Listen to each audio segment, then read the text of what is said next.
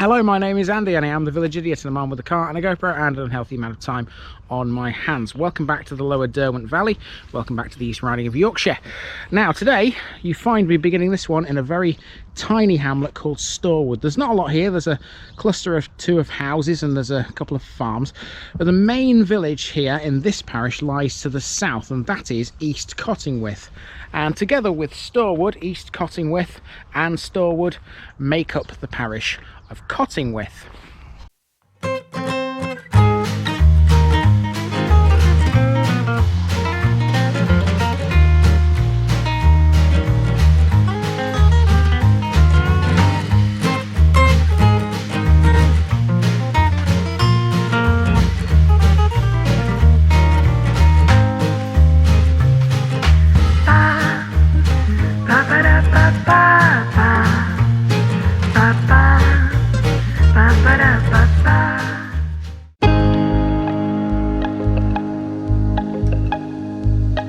Storwood is where we begin the parish of Cottingwith, a rural farming hamlet and a former civil parish. Here we're outside the manor house. Storwood is situated approximately 6 miles southwest of Pocklington and lies to the south of the B1228 road on the south bank of the Pocklington Canal. In 1931 it had a population of 63, and 4 years later, on the 1st of April 1935, it was merged with East Cottingwith to create the current parish of Cottingwith. Both settlements are mentioned in the Domesday Book, East Cottingwith as Cottervid and Storwood as Chettlestorp. Storwood's old name is Storthwaite and means the clearing in the wood. Just to the south of Storwood lies a moated site, which is all that remains of the manor house of the Ross family, mentioned back in Seton Ross's episode. They were lords of the manor in the 12th century and owned extensive estates throughout the East Riding. So Storwood does remind me quite a lot of Hardwick in West Lindsey. It's very similar, and of course that's a place I know very well. If you haven't watched the Hardwick video, it's available to view in the West Lindsey series. It's very similar, and it's obviously part of Cottingwith. So let's go and see East Cottingwith now. It's the main population centre of this one. There isn't really much to this parish, to be honest with you, after Cottingwith and Storwood. But even so, East Cottingwith seems like a nice place. I've looked at it on Google Maps. It seems to be a place I think you'll enjoy. Let's go and see if I'm right.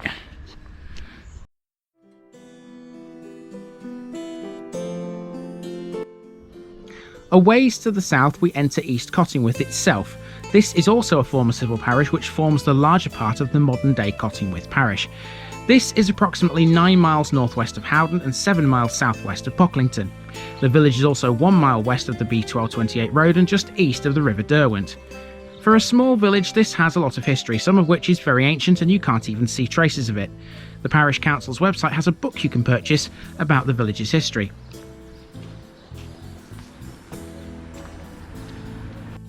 Something else you can buy is the East Cottingwith and Storwood 2022 calendar, on sale for £5 from the Village Hall trustees.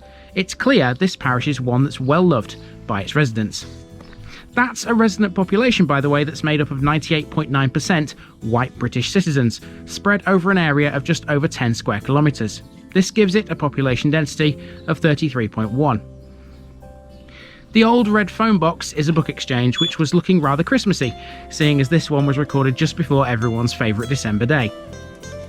In 1931, using the same data that recorded Storwood's population, East Cottingwith had a population of 185. Until the 1960s, the parish was almost entirely agricultural, and the pattern of land occupation was almost the same as in the 18th century. To be honest, not much has changed really since that time. It's still an agricultural village set on a relatively flat slab of land to the east of the lower Derwent Valley. On the side of the bus shelter here, there's a parish notice board. Tick it off, people, it's another one down in the East Riding.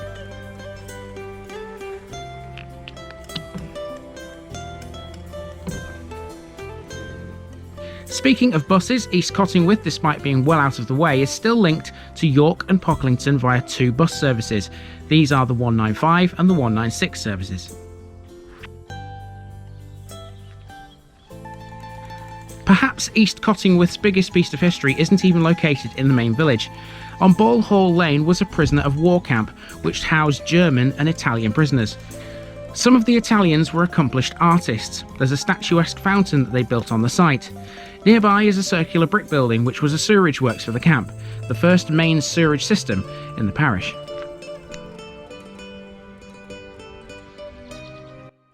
Now, as much as I'd like East Cottingwith to be a circular village, it's not. It is actually a linear village, and the rest of Main Street goes off to the south down there. And we'll catch that in the car later, because I need to be turning around at this point, or else I shall go all the way down there without even realising how far down I've gone, and then end up having to walk back. Okay, so we're going to go the other way, and we're going to go and find the church and the village hall.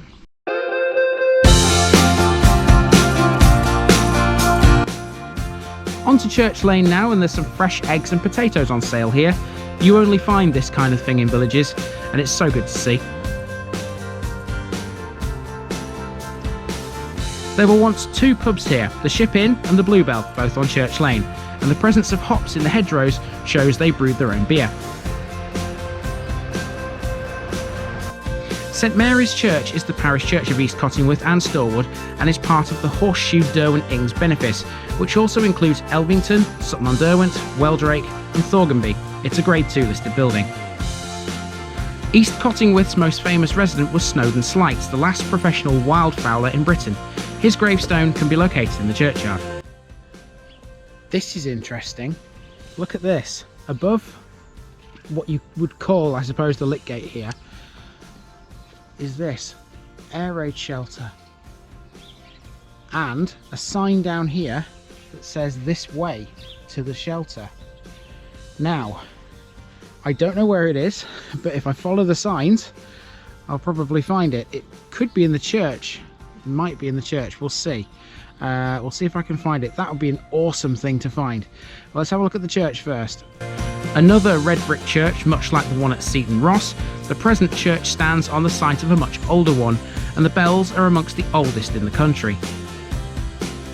As well as St Mary's, there were Methodist chapels in both East Cottingwith and Storwood.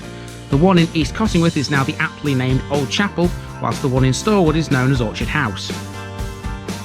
On the subject of housing, we're yet to mention average house prices here. East Cottingwith's comes in at £383,000, while Storwood is much more pricey at £655,000. Barring the village hall and church, there may not be any shops or other amenities in the village, but the parish does have a cafe at Pig in the Willow. You'll see that in today's picture bit. We pass a sign here telling us of the Derwent Ings SSSI. As it says, there are no public rights of way across this, so as to minimise disturbance for the birds. Even so, it's still a great view.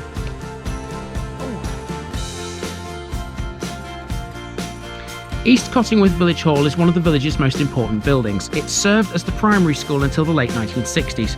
Awards were given to children with the best attendance, the idea being to encourage them to attend school rather than being used as farm labourers. More significantly, the hall was built originally as the first registered Friends meeting house in the East Riding, and the garden is a Quaker burial ground. Well, people, I've walked all the way to the end of the road, and as you can see, it just ends in a farm, and that gate that I've just taken a shot of there, and I haven't found this air raid shelter. However, I did pass a house a few minutes ago that looks like it's got something resembling an air raid shelter in it. I'll have a look and see if it is actually that. I might be barking completely up the wrong tree, but if this isn't it, I'll be amazed. In that house over there at the back, it looks like it. Probably private, obviously, so I can't get anywhere near it, but yeah, that looks like what it is.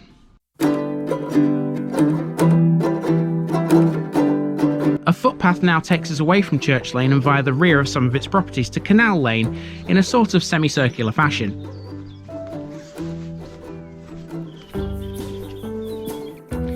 Here's something we're used to seeing in the East Riding and over the border into Selby: greenhouses on an industrial scale. No idea what was in these this time though. The path eventually brings us to the village cemetery. Separate from the churchyard and away to the left here is an iron beacon, which has all the hallmarks of being erected at the turn of the millennium.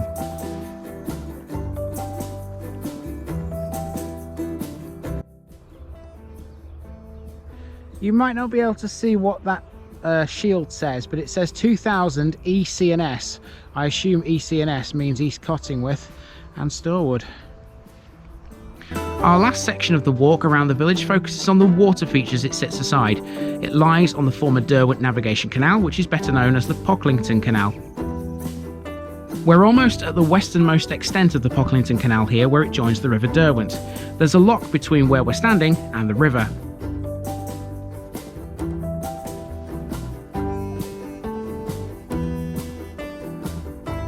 There used to be a temperance hotel at Hag Bridge, which served the Pocklington Canal, which opened in 1819, 1 year after the canal in 1818.